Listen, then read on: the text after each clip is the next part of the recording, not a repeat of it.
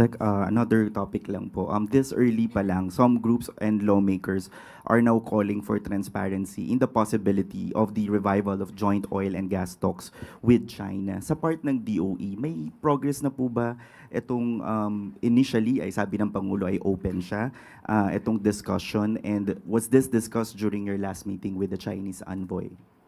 Our discussion with the Chinese embassy was to discuss the orders of our oil companies for for their orders for diesel and gas and all the other petroleum products. And they have assured us at that time, buti na lang naagahan natin kausapin sila kasi sabi nila walang ban po sa Pilipinas na orders. So the orders have been coming in. They have honored our orders kaya po steady yung supply natin from China. But we didn't talk about the exploration. Now the joint exploration of China and Philippines on whichever service contract will that be. That's welcome naman. But currently wala pa pong concrete contract kung ano po. Actually, it's not just China that we are working with. Just so happens that one contract is right beside the 9-dash line, ano? So there might be a need to work together.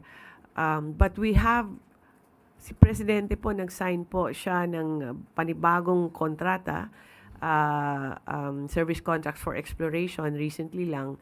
I think there were 4 ba na contracts. And then originally, 'di ba, siya yung after a long wait, finally the president extended Malampaya.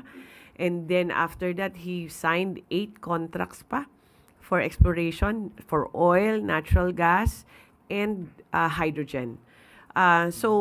Nandyan na po yung mga kontrata na yan. It's maybe some are with Chinese partners, but most of that are different countries and partners, Australia, UK, Israel, iba't iba po. Hindi po lang isang bansa lang pwede tayo mag-partner. We can partner with countries that are capable of doing exploration. So, we're just not confined to that, no?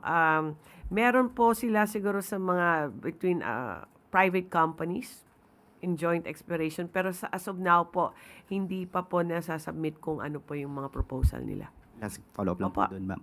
Siguro po yung maganda po yung nabanggit niyo, ma'am, na, not just China but other countries also. But just for the public consumption lang din po, why do we need to team up with other countries to explore our oil resources? Is it an issue of capacity po ba? Or para mas mapabilis yung exploration din? Hindi po naman kailangan na lahat kailangan may foreign partner because Malampaya is purely Filipino. And they have 3 drilling activities. 2 po successful na, hinihintay pa natin yung isa. So Filipinos can do this. But some are purely Filipinos and some have partners, foreign partners.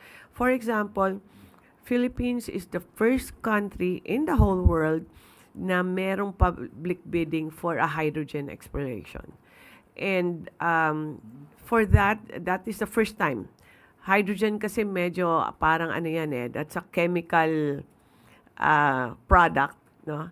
That is done, may process yan para mag-produce ng hydrogen. But this one is natural hydrogen. Lumalabas lang pa siya doon po sa mga Palawan, Nueva Ecija, I believe, Zambales. Meron po tayo doon na natural hydrogen. So, for that technology, which is very new, it's an US company that's doing the exploration. Kasi sila po yung experts in the world that know how to drill and transport and turn it into energy also. So, hopefully we can learn from that because Philippines has more sites for exploration for hydrogen.